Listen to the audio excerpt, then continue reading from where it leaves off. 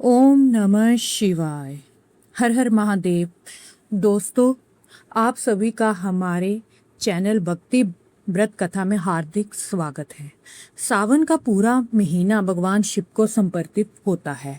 मान्यता है कि सावन के महीने में भगवान शिव की पूजा करने और उनका स्मरण करने में भक्तों का भोलेनाथ की विशेष कृपा बनी रहती है। खासकर सावन के सोमवार भगवान शिव को अत्यंत प्रिय माने जाते हैं। जो भी भगत सच्चे मन, श्रद्धा और विश्वास के साथ सावन के सोमवार का व्रत करता है और भगवान शिव जी की पूजा करता है, भोलेनाथ उनके जीवन के दुख और परेशानियां दूर करते हैं और अपने भक्तों पर हमेशा अपनी कृपा बनाए रखते हैं। आज की इस कथा में पहले हम श्रद्धा के साथ सुनेंगे सोमवार व्रत की पूरी कथा, जिसमें सोमवार व्रत की महिमा और भगवान भोलेनाथ की कृपा का सुंदर वर्णन मिलता है। इसलिए अगर आप सावन के सोमवार का व्रत रखते हैं तो भगवान शिव में श्रद्धा रखते हैं तो इस वीडियो के अंत तक जरूर सुनिएगा। तो आइए बिना देर किए भगवान भोलेनाथ का स्मरण करते हुए कथा का शुभारंभ करते हैं। प्रेम से बोलिए भगवान भोलेनाथ की जय, माता पार्वती की जय। पौराणिक कथा के अनुसार एक गांव में शाहूकार रहता था। शाहूकार बहुत धनवान था। उसको धन अधिक किसी की बात की कोई कमी नहीं थी, लेकिन शाहूकार के कोई भी पुत्र नहीं था, जिस कारण शाहूकार बहुत दुखी रहता था। वो दिन रात तो इस बात को लेकर बहुत चिंतित था। इसलिए वो पुत्र प्राप्ति के लिए प्रति सोमवार को शिव जी का व्रत रख के और सच्चे मन से पूजन किया करता था। वो शाम को शिव जी के मंदिर में जाकर दीप जलाया करता था। एक दिन भगवान शिव और माता पार्वती पृथ्वी पर भ्रमण करते हुए उसी मंदिर में पहुंचे जहां शाहूकार पूजा किया करता था। उस समय शाहूकार मंदिर में ही बैठ के भगवान शिव का ध्यान कर रहा था।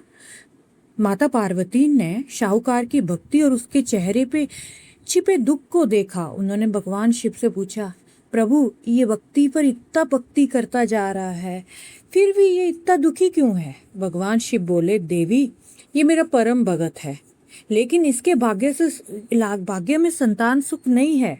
माता पार्वती का हृदय करुणा से भर गया।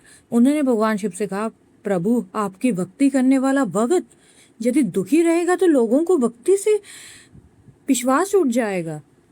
कृपया करके इसके दुख का निवारण कीजिए। भगवान शिव ने कहा, पार्वती, संसार कर्मों का क्षेत्र है। प्रत्येक मनुष्य को उसके कर्मों के अनुसार फल प्राप्त होता है। लेकिन माता पार्वती ने पुण्य विनती फिर की। उनकी प्रार्थना से प्रसन्न होके भगवान शिव बोले, ठीक है देवी, मैं इसे पुत्र प्राप्ति का वरदान देता हूँ, लेकिन उस पुत्र की आयु केवल 12 वर्ष होगी। ये बातें सुनकर शाहूकार मंदिर के एक कोने में खड़ा सुन रहा था। पुत्र प्राप्ति का वरदान पाकर ये अत्यंत प्रसन्न हुआ, लेकिन 12 साल की बात सुन के उसका हृदय कांप उठा। फिर उसने भगवान की इच्छा को स्वीकार कर लिया और पहले की तरह श्रद्धा का व्रत करता रहा। कुछ समय बाद भगवान शिव की कृपा से उसकी पत्नी गर्भवती हो गई। पूरे घर में खुशियां छा गई। कुछ समय बाद एक सुंदर और तेजस्वी पुत्र का जन्म हुआ। नगर में मिठाइयां बांटी गई। सभी लोगों को शाहूकार को बधाई दी। बालक दिन प्रतिदिन बड़ा होने लगा। वो अत्यंत तेजस्वी, कोमल और दयालु था। जब वो बड़ा हुआ तो उसके माता पिता ने उसके विवाह के विषय पे विचार किया। शाहूकार बोला, अभी इसकी आयु पढ़ने लिखने की है, मैं इसे काशी भेजूंगा ताकि ये विद्वान बन सके।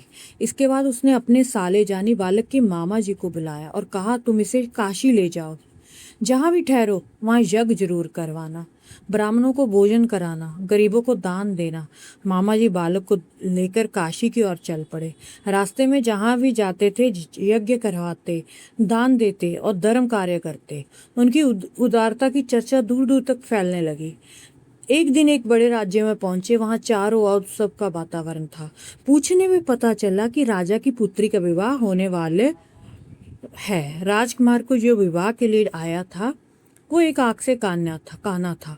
उसके पिता को डर था कि यदि ये बात कन्या पक्ष को पता चल गई तो विवाह टूट जाएगा। तभी उसकी नजर शाहूकार के पुत्र पर पड़ी। उसने सोचा, अगर कुछ समय के लिए इसे युवक को दूल्हा बना दिया जाए तो विवाह किसी भी बांधा में संपन्न हो जाएगा। बहुत आग्रह करने पे मामा जी मान गए। शाहूकार के पुत्र को राजसी वस्त्र पहनाए गए और घोड़ी पर बिठाया गया। और विवाह मंडप में ले जाया गया। सभी वैवाहिक रस्में बड़े धूमधाम से संपन्न हुई। राजकुमार ने उसी युवक को अपना पति समझकर उसके साथ 7 फेरे लिए। विवाह की सभी रस्में शाहूकार के पुत्र के साथ पूरी हो गई, किंतु शाहूकार का पुत्र धर्मनिष्ठ और सत्यवादी था। विदा से पहले उसने चुपके से राजकुमारी की चुनरी पर एक संदेश लिखा था। राजकुमारी, तुम्हारा वास्तविक विवाह मेरे साथ हुआ है। जिससे तुम्हारे साथ भेजा जाएगा वो असली वर नहीं है। मैं काशी में शिक्षा प्राप्त करने जा रहा हूँ। जब समय आएगा तब सत्य सवे प्रकट हो जाएगा। ये लिखकर वो अपने मामा जी के साथ काशी की ओर रवाना हो गया। कुछ समय बाद जब राजकुमारी ने अपनी चुनरी पर लिखा हुआ संदेश पढ़ा तो आश्चर्यचकित हो गई। उसने कहा, यह तुरंत संदेश अपने माता पिता को दिखाया। सारी सच्चाई जानकर राजा और रानी भी चिंतित हो गए। राजकुमारी ने स्पष्ट कह दिया कि वो किसी दूसरे व्यक्ति के साथ विदा नहीं होगी। अंत बारात को बिना दुल्हन के साथ ही लौटना पड़ा। राजकुमारी अपने पिता के साथ महल में रहने लगी। उधर शाहूकार का पुत्र अपने मामा जी के साथ काशी पहुंच गया। वहां उसने मन लगाकर वेद शास्त्र अनेक विद्याओं का अध्ययन करना आरंभ किया।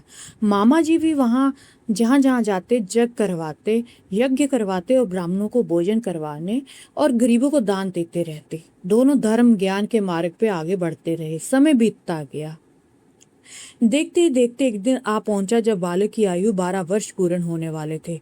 उसी दिन एक विशाल यज्ञ का आयोजन किया गया। चारों ओर वेद मंत्रों की ध्वनि गूंज रही थी। तभी बालक अपने मामा जी के पास आया और बोला, मामा जी, आज मेरा शरीर बहुत थका हुआ लग रहा है। मुझे कुछ अच्छा नहीं लग रहा है। मैं थोड़ी देर विश्राम करना चाहता हूँ। मामा जी ने उसे विश्राम करने के लिए एक कक्ष में भेज दिया। सभी यज्ञ के कार्यों में लग गए। कुछ समय बाद जब वे उसे देखने आए तो उसके होश उड़ गए। बालक निश्चल पड़ा हुआ था। उसके शरीर में प्राण नहीं थे। ये दृश्य देख के मामा जी का हृदय दुख से भर गया। उसकी आंखों से आंसू बहने लगे, लेकिन उसका धैर्य रखा। पहले यज्ञ को पूर्ण करवाया, ब्राह्मणों को भोजन कराया और सभी धार्मिक कार्य संपन्न किए। सभी जब अतिथि चले गए तब भी अपने दुख को रोक ना सके, जोर जोर से विलाप करने लगे।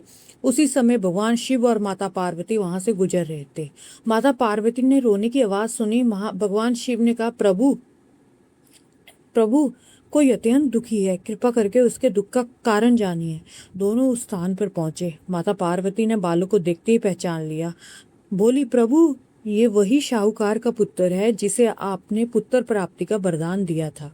भगवान शिव बोले, देवी, इसकी निर्धारित आयु पूर्ण हो चुकी है। किंतु माता पार्वती का हृदय दया से भर उठा। उन्होंने विनम्र स्वर से कहा, प्रभु, इसके माता पिता ने वर्षों तक आपकी भक्ति की है। वे अपने पुत्र का वियोग सहन नहीं कर पाएंगे। कृपा करके इस बालक पर दया कीजिए। माता पार्वती बार बार प्रार्थना करती रही। अंत भगवान शिव का हृदय पिघल गया। उन्होंने बालक के मस्तक पर अपना वरद हस्त रखा और दीर्घायु होने का आशीर्वाद दिया। भगवान शिव की कृपा से उसी क्षण बालक के शरीर में पुण्य प्राणों का संचार हो गया।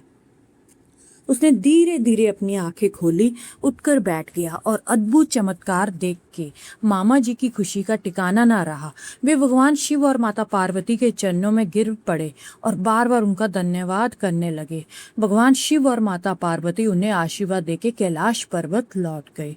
कुछ समय बाद मामा जी और उसका भांजा अपने नगर की ओर लौटने लगे। यात्रा करते समय वे उसी राज्य में पहुंचे जहां राजकुमारी रहती थी। जब राजा ने उस युवक को देखा तो तुरंत उसे पहचान गए। राजा अत्यंत प्रसन्न हुआ। उसने अपनी पुत्री को सम्मान पूर्वक उसके साथ विदा किया। अनेक उपहार, धन संपत्ति तथा सेवक सेविकाएं भी प्रदान की। उधर शाहूकार और उसकी पत्नी अपने पुत्र की चिंता में दिन रात भगवान शिव का स्मरण करते रहते। उन्हें मन में ही मन संकल्प लिया था कि यदि उसका पुत्र सकुशल घर लौट आएगा तो वे भगवान भोलेनाथ का विशेष पूजन करेंगे। कुछ दिनों बाद उनका पुत्र अपनी पत्नी और मामा जी के साथ घर पहुंचा। अपने पुत्र को जीवित और स्वस्थ देखकर शाहूकार उसकी पत्नी की आंखों में आनंद के आंसू बह निकले। पूरा परिवार खुशी से झूम उठा। सारे नगर में उत्सव मनाया गया। शाहूकार ने भगवान शिव का भव्य पूजन कराया, गरीबों में दान दिया, सभी लोगों का भोजन कराया। तभी से ये मान्यता है कि जो भगत श्रद्धा और भक्ति के साथ सोमवार का व्रत करता है, भगवान शिव की कथा सुनाता है, उस पर भगवान भोलेनाथ और माता पार्वती की विशेष कृपा बनी रहती है। उसके जीवन के कष्ट दूर होते हैं, परिवार के सुख समृद्धि आती है और उसके सभी मनोकामनाएं पूर्ण होती है। बोलिए भगवान भोलेनाथ की जय हो। हर हर महादेव। आपको ये पावन कथाएं अवश्य पसंद आई होगी। यदि आप पहली बार हमारे चैनल पर आए हैं, वीडियो को लाइक करें, चैनल को सब्सक्राइब करें। हर हर महादेव।